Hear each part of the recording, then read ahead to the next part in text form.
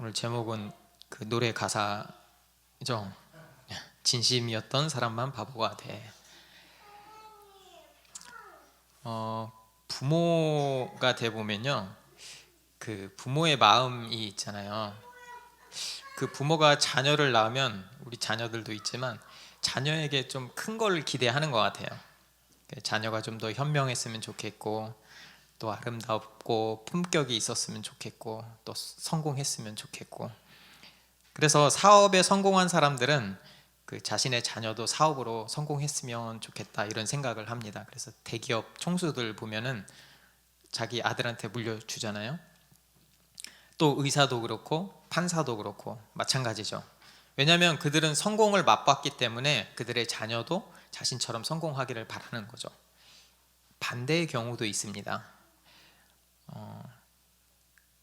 자신의 자녀들이 그 자신의 실패를 반복하지 않기를 바라기도 합니다. 힘들고 어려운 생활을 하거나 또는 풍족하지 못하는 삶을 사는 사람들, 그렇게 실패를 경험한 사람들은 특별히 자신의 그 실수로 인해서 결정적으로 몰락한 사람들은 그것만큼은 자기의 자녀가 겪지 않았으면 하는 바람을 갖기도 하죠.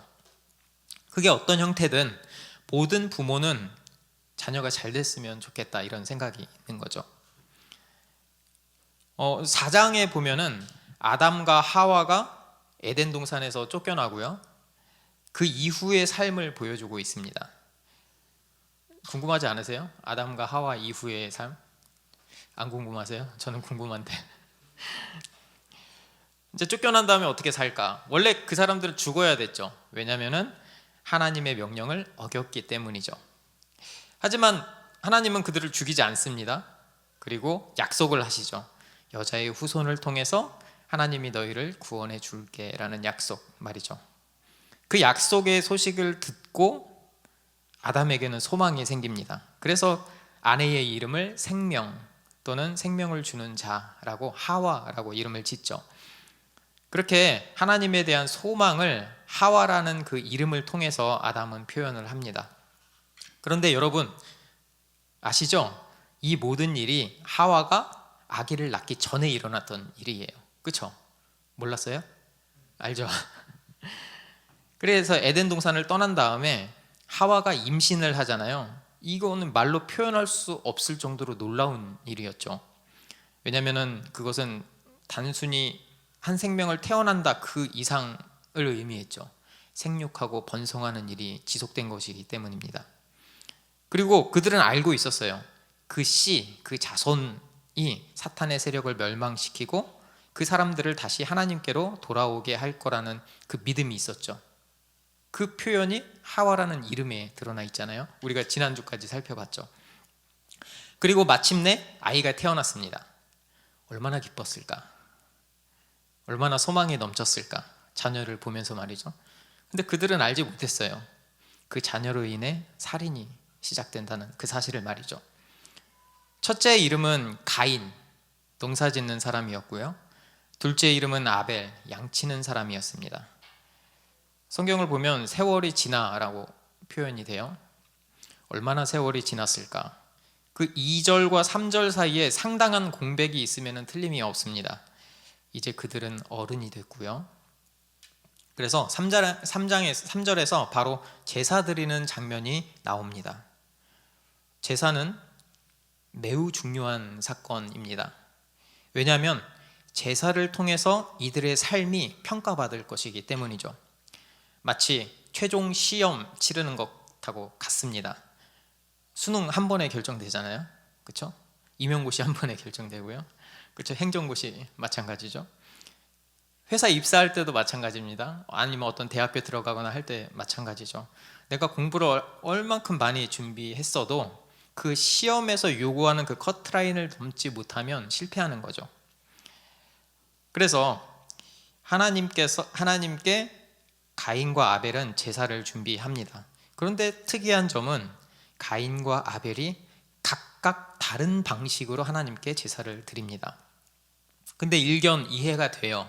왜냐하면 가인은 농부였기 때문에 곡식으로 제사를 드리고, 아벨은 양치는 사람이니까 양의 첫 새끼와 기름으로 제물을 드렸죠. 창세기 4장 3절에서 4절까지 보면 세월이 지난 후에 가인은 땅의 소산으로 제물을 삼아 여호와께 드렸고 아벨은 자기도 양의 첫 새끼와 그 기름으로 드렸더니 결정의 시간이 다가왔습니다. 그런데 우리가 다 아는 것처럼 하나님께서는 가인과 그 제물은 받지 않고 아벨과 그 제물만 받으십니다. 여러분, 여기서 우리가 중요하게 눈여겨봐야 될 거는 제물만 안 받은 게 아니고요, 제물을 포함한 사람도 받지 않았습니다. 그 사실이 중요해요. 그러니까 그 제물 때문에 사람도 받지 않으신 거죠. 그 뒷절을 보면 여호와께서 아벨과 그의 제물은 받으셨으나 가인과 그의 제물은 받지 아니하신지라. 왜 그럴까? 뭐가 잘못된 걸까? 혹시 이런 생각을 해봐요. 가인의 제물에 문제가 있었던 건 아닐까? 중간에 좋지 않은 곡식을 넣었다든지 그런 건 아닐까? 저는 그렇지 않을 거라고 생각을 해요. 가장 중요한 시험에 대충 할 리는 없잖아요. 하나님이 다 아실 텐데. 아벨도 가인도 열심히 제사를 준비했을 거예요. 그들도 제사가 얼마나 중요한지 알았기 때문이죠. 인생에서 가장 중요한 그 순간 절대 허투루 준비했을 리가 없습니다. 최상의 곡식들을 선별을 했을 거예요. 그런데 왜 거절을 당할까? 가인에게는 그 자신의 그 진심이 통하지 않는다는 그 거절감이 몰려왔습니다. 제목처럼 진심이었던 사람만 바보가 된 거죠. 가인은 화가 나서 안색이 변합니다. 5절에 보면 가인이 몹시 분하여 안색이 변하니, 그 안색이 변했다는 뜻은 얼굴을 떨어뜨렸다는 얘기거든요. 그거는 아주 엄청난 실망감의 표현입니다.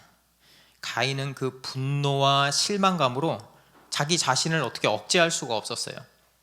심지어 나는 거절당했는데 동생은 받아들여진 그 상황, 받아들이기 힘들죠.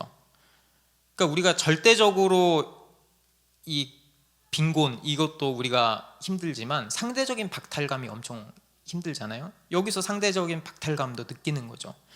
그렇게 아벨을 향한 그 질투심도 불타오르기 시작합니다. 어느 정도 우리가 이야기했지만 가인이 그렇게 분하게 여기는 이유가 뭘까? 그 생각을 한번 해봐요.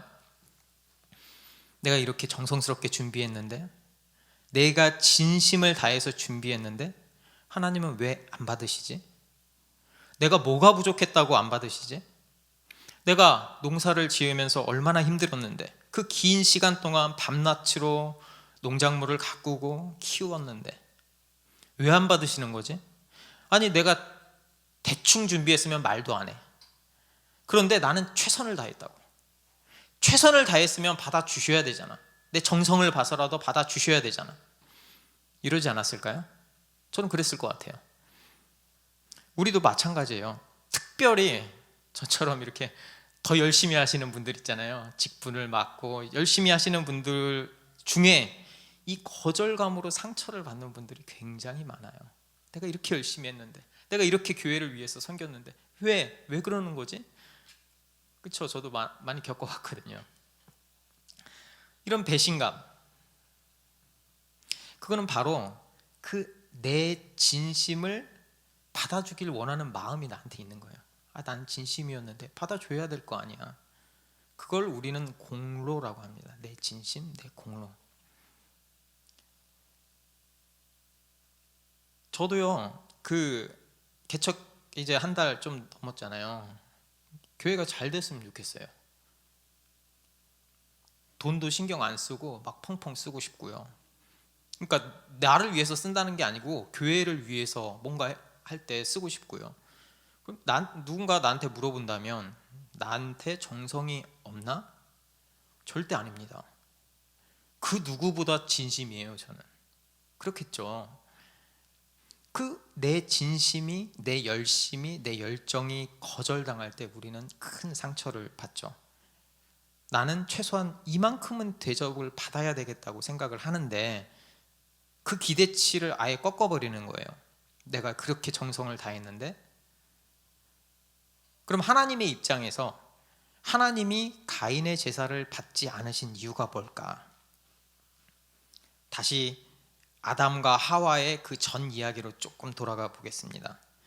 아담과 하와가 하나님의 말씀에 불순종했을 때 그들은 마땅히 죽어야 했습니다. 왜냐하면 하나님 나라에서 왕이신 하나님의 명령을 거절했기 때문이죠. 그 배신이고 반역 아닙니까? 그럼 그들에게 하나님은 가죽옷을 입혀주셨어요. 가죽옷을 입혀주셨다는 것은 동물을 희생시켰다는 거죠. 죽였다는 얘기예요.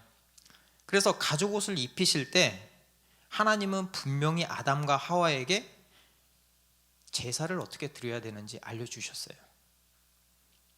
너네들 있잖아, 나한테 오는 방법이 딱 하나가 있는데 그 제사 지내는 거야. 희생 제물이 필요하거든. 너네는 죄인이니까 어떻게 할 수가 없잖아. 희생 제물이 필요해. 그게 유일한 너희들의 살 길이다. 그리고 그 희생 제사의 마지막에 예수 그리스도가 와서 우리를 구원해 줄 거야. 그것까지 얘기해 주셨을 거예요. 가인도 그 사실을 알고 있었습니다. 왜요? 아담과 하와가 분명히 이야기해 줬을 거예요. 이렇게 이야기해 줬겠죠. 야, 너네들 에덴 동산이 얼마나 아름다웠는지 아니? 야, 너는 농사 짓지? 너 양 짓고 있지? 그때는 그런 거 필요 없었어. 뭐만 하면은 이렇게 농산물이 풍성하게 다가왔, 우리에게 수확이 됐지. 근데 엄마랑 아빠랑 죄 지어가지고 쫓겨나가지고, 아휴, 너네들 모르지, 미안하다. 우리가 죄만 안 지었어도 우리가 정말 행복하게 살 수 있었을 텐데. 근데 있잖아, 하나님이 우리한테 살 길을 열어줬어. 제사 지내래. 피 흘리는 제사 꼭 드려야 된다. 안 그러면 망해. 제사 진짜 중요하다. 잘 드려야 돼. 다른 거 말고 피 흘림의 제사를 드려야 돼. 이렇게 얘기 안 해줬을까요? 그게 유일한 살 길인데, 자신의 그 잘못을 반복하지 않았으면 하는 그 부모의 마음이 그 안에 녹아들었을 거예요. 그런데 가인이 그 말을 무시한 거죠. 알면서도 무시한 거예요. 그러니까 진짜 분해야 되는 분은 가인이 아니고 하나님이죠. 우리도 마찬가지입니다. 우리도 일상을 살아가면서 내가 마음 먹은 대로 행동하죠. 결정하죠. 하나님한테 묻지 않습니다. 그러다가 잘못되면 하나님을 원망하죠. 하나님한테 이렇게 질문합니다. 꼭 그렇게 해야 하나요? 제가 보이기에는 이게 더 나은 길 같은데요. 하나님 말씀 하나하나 어떻게 다 내가 지키면서 살아요? 이렇게 말하지 않습니까? 하나님은 이미 수없이 우리에게 말씀하고 계세요. 예배 시간에 성경을 읽을 때 모든 순간마다 우리에게 말씀하시거든요. 우리의 마음속에서도. 이 하나님이 가르쳐 주신 그 은혜의 방법을 우리는 따라야 합니다. 그것은 오직 제물이 되어서 십자가에 못 박혀 죽으신 그 예수 그리스도를 의지하는 것이죠. 그게 바로 유일한 살 길입니다. 사실 죄인인 우리가 하나님께 나아갈 수 있는 방법은 없습니다. 솔직히 이야기해서 동물을 죽인다고 하나님께 나아갈 수 있을 리 없잖아요. 그렇잖아요. 그런데 하나님께서 그 방법을 주신 거예요. 그 방법을 주시고 그대로 하면 내가 받아줄게 한 거예요. 그러니까 예수 그리스도를 보고 인정해 주시는 거죠. 다른 방법은 없거든요. 그래서 가인의 제사가 받아들여지지 않은 그 이유는 명확합니다. 자기가 죄인임을 깨닫지 않고 자기의 정성, 자기의 진심, 자기의 열정으로 하나님께 나아갈 수 있겠지라고 생각한 거죠. 하나님이 자기 자신의 자기 자신의 그 기준, 이 하나님이 받아들여 줄 거라고 생각을 한 것이죠. 거절 안 당하는 게 이상하죠. 그렇죠? 하나님이 받아주시는 게 이상한 겁니다. 우리도 우리의 진심에 대해서 잘 생각해 봐야 돼요. 하나님이 정하신 기준을 따르고 있는가? 그렇지 않은가? 여러분, 우리가 믿음으로 산다고 하잖아요. 그럼 믿음이 뭔가? 라고 봤을 때 신학교에서 이렇게 배워요. 우리 초등부 할 때 제가 항상 이야기하는 거 그냥 외워라 한 게 지동신이라고 합니다. 믿음은 지식, 동의, 신뢰.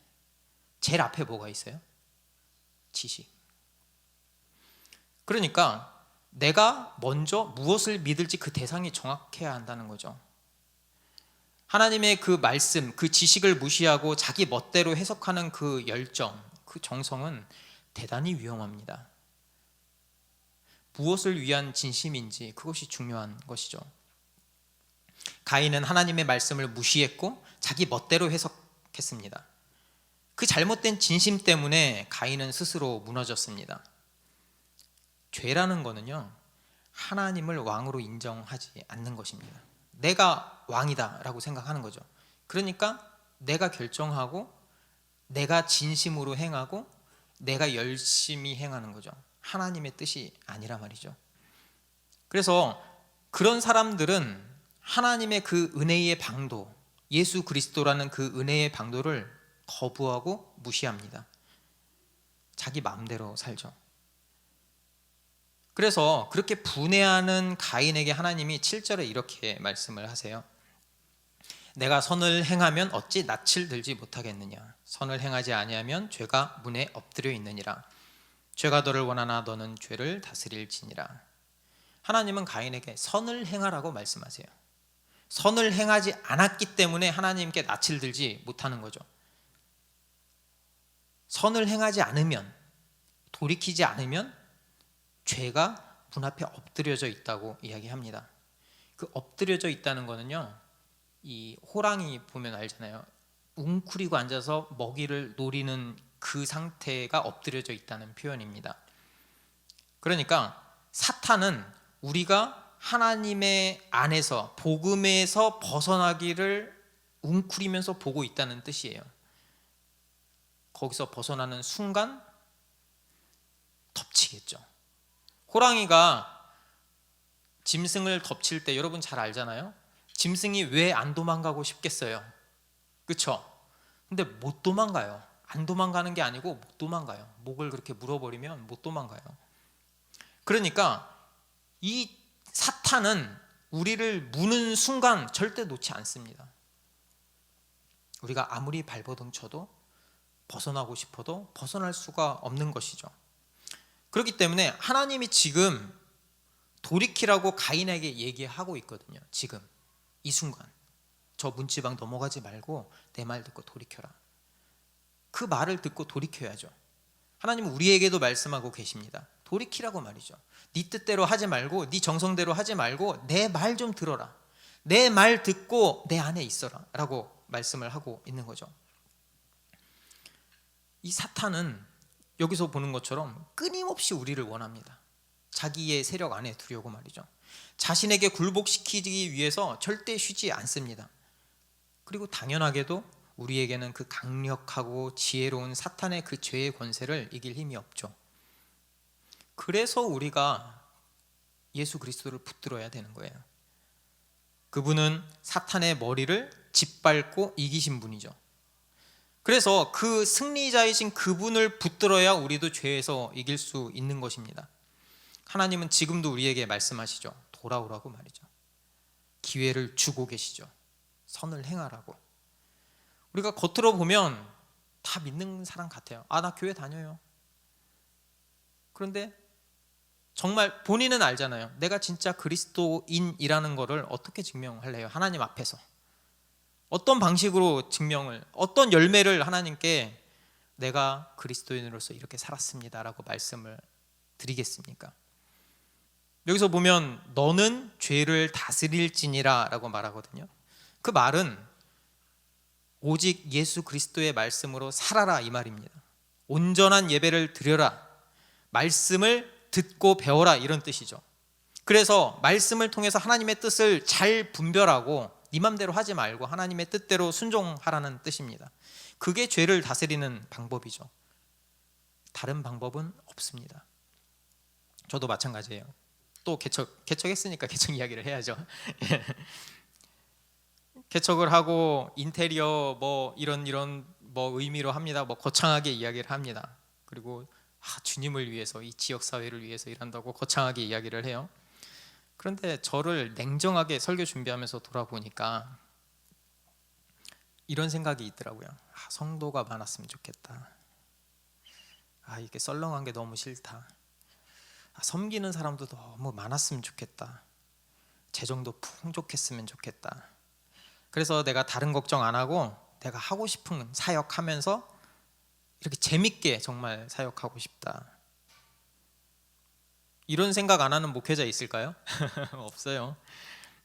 그런데 여기 함정이 뭔지 아세요? 그게 예수님이 원하는 핵심이 아니라는 거예요. 예수님은 지금 저한테도 묻고 계시더라고요.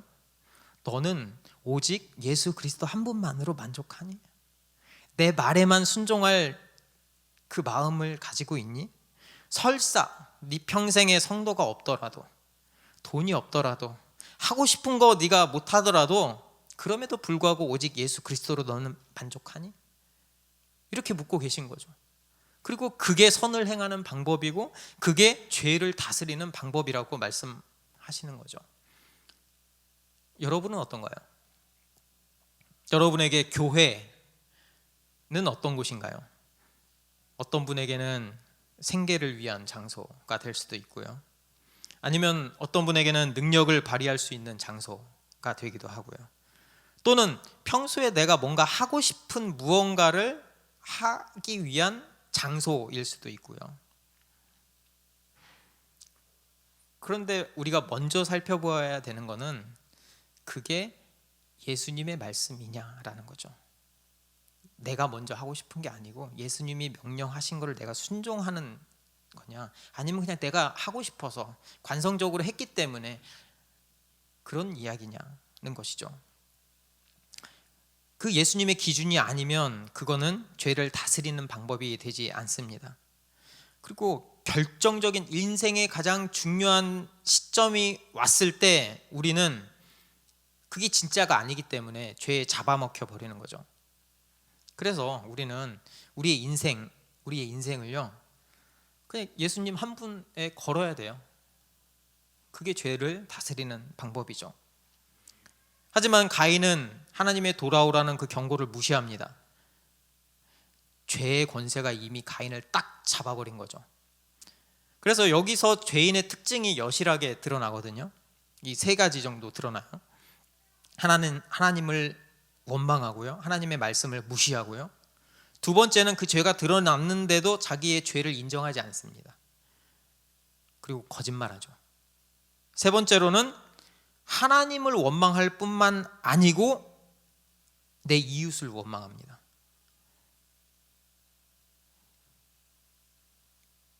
그래서 결국 아벨을 죽이잖아요. 그리고 하나님께 따지죠. 내가 아우를 지키는 자입니까? 이렇게 말이죠. 당연히 지키는 자입니다. 하나님의 백성은 원래 한 몸이라고 그랬잖아요.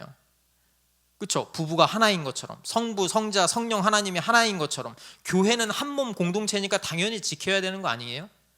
가족이라면서요. 그런데 가인은 그 하나됨을 부정했고요, 받아들이지 않고 아벨에게 분노하고 그 공동체를 깨버린 거죠. 그래서 이 죄의 지배에 있는 사람들은 공동체를 파괴시켜요. 특별히 하나님 말씀대로 살려는 사람을 더 파괴시켜요. 나는 이렇게 하고 싶은데 네가 뭔데 가로막어? 아니 내가 이렇게 하는 게 내 사역이라니까? 아니 너처럼 살면 구닥다리라니까? 그리고 어줍지 않은 조언을 해대죠.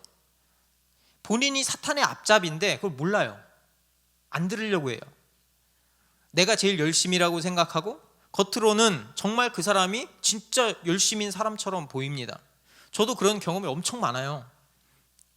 조언을 해준다고 하면서 하나님의 뜻을 묻지도 않고 내가 경험이 더 많고 내가 경력이 더 많으니까 내 생각이 정답인 것처럼 하나님을 포장해서 조언을 하거든요. 그래서 내 사회적 지위와 역량을 가지고 그 후배들을 설득하는 거죠. 야 그렇게 살면 안 돼. 야 여기는 좀 융통성을 발휘해야지. 그렇게 설득하고 압박하고 돌이키게 하는 거죠.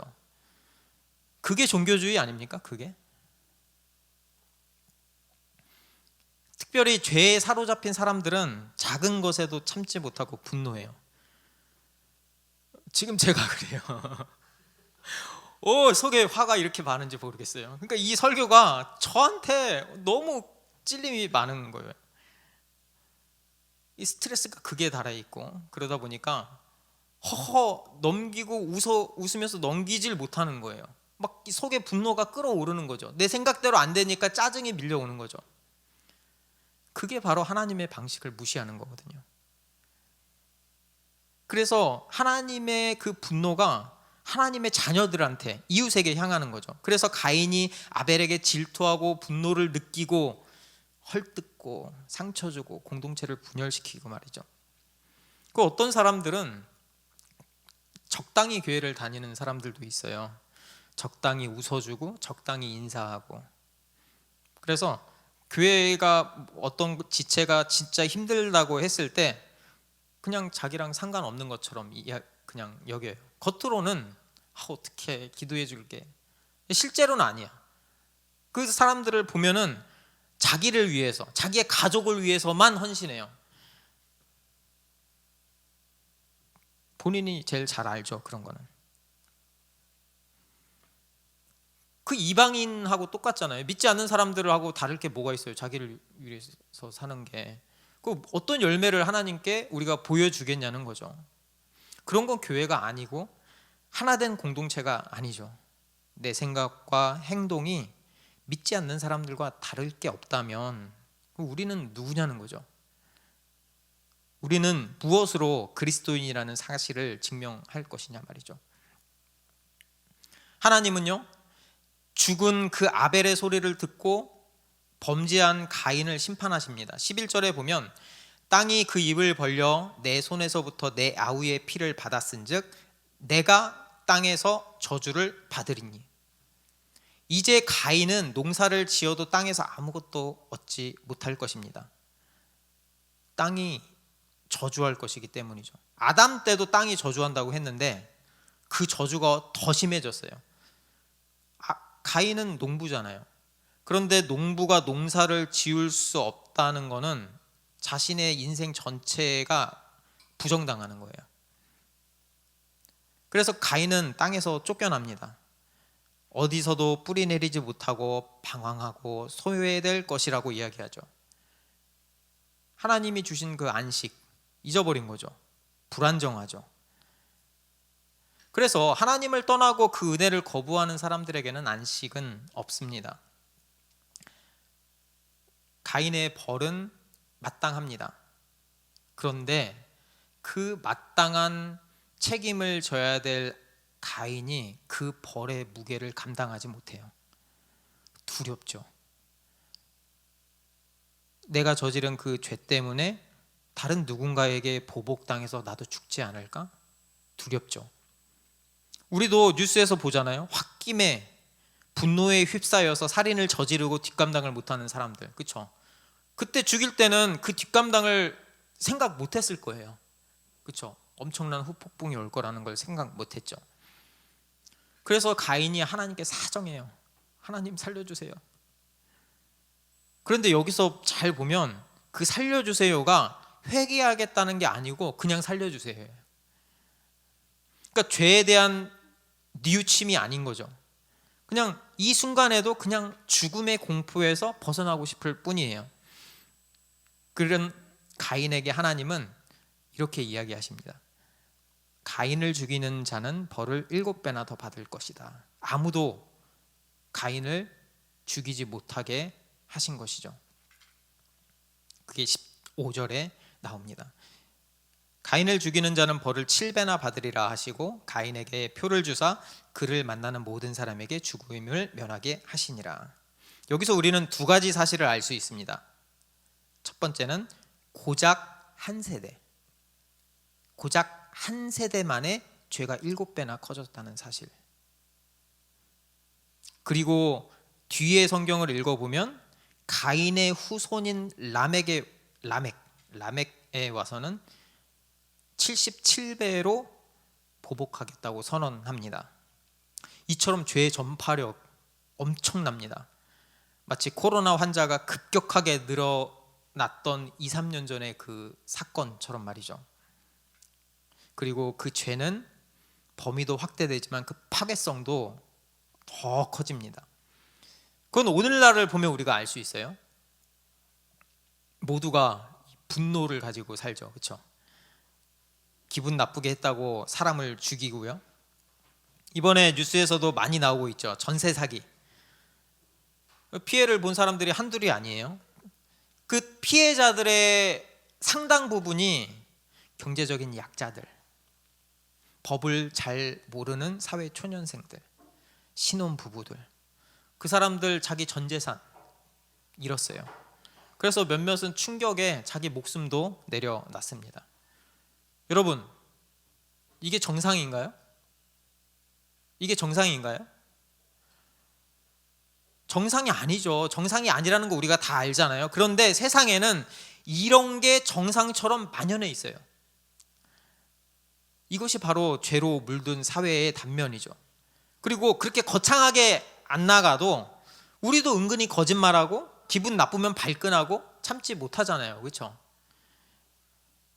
그래서 뱀의 후손이 여자의 발꿈치를 상하게 한다는 그 뜻은 그렇게 간단하지가 않아요. 서로 피를 흘리는 어마어마한 사건입니다. 그래서 우리는 그 죄의 심각성을 잘 알아야 합니다.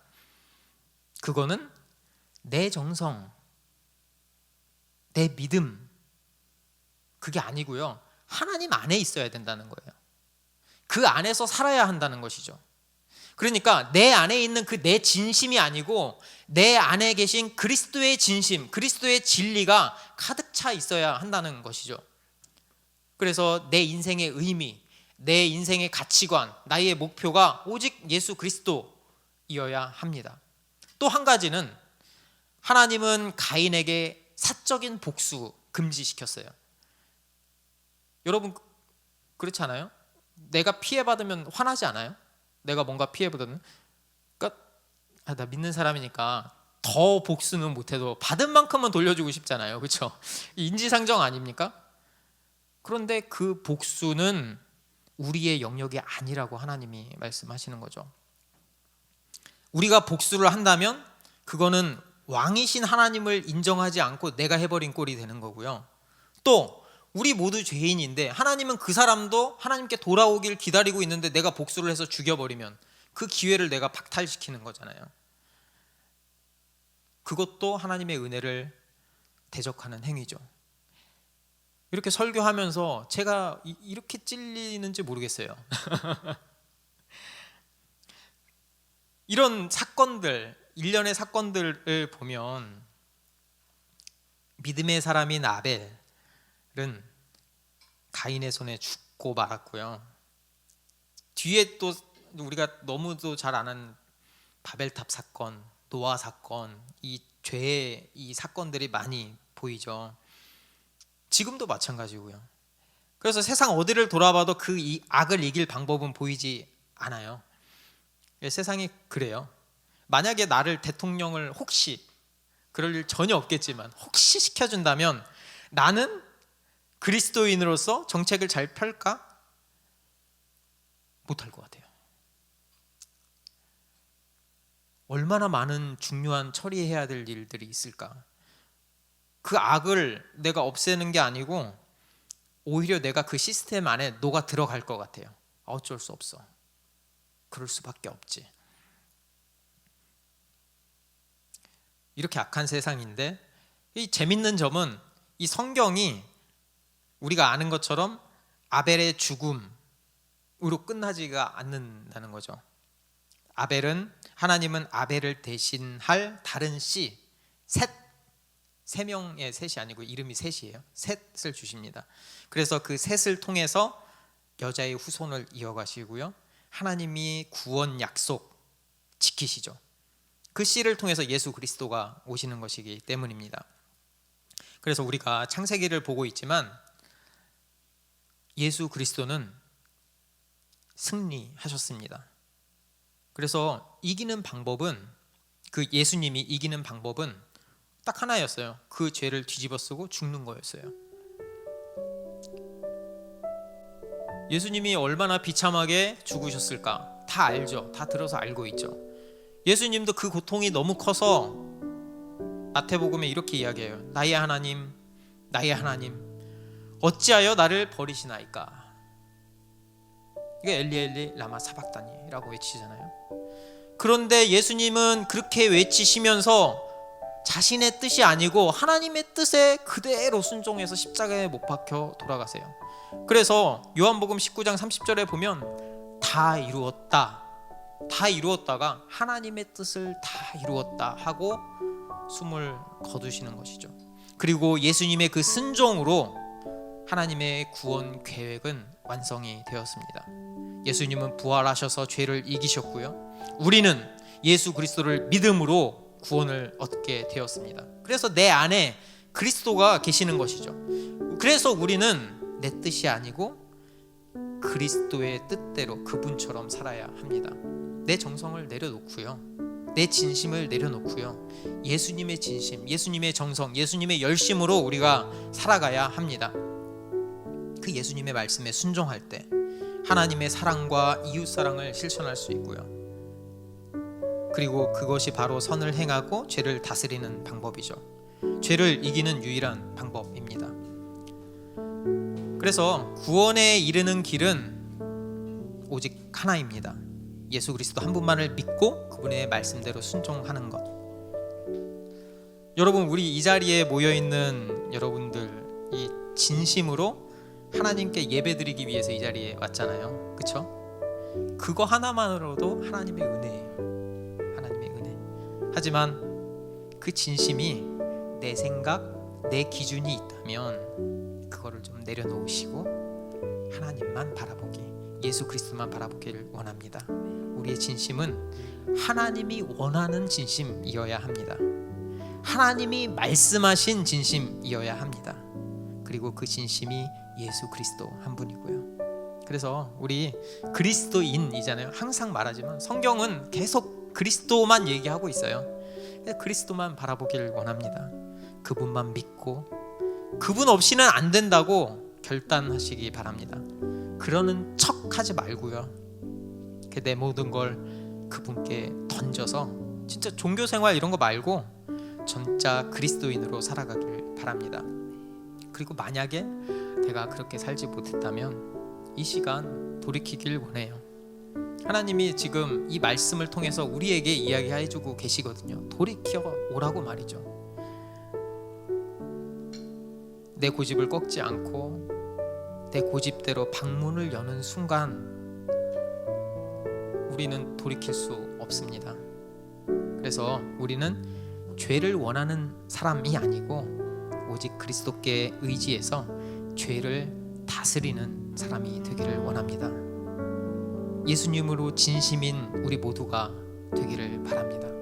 그럴 때 그 진심은 하나님께서 받아주실 것입니다.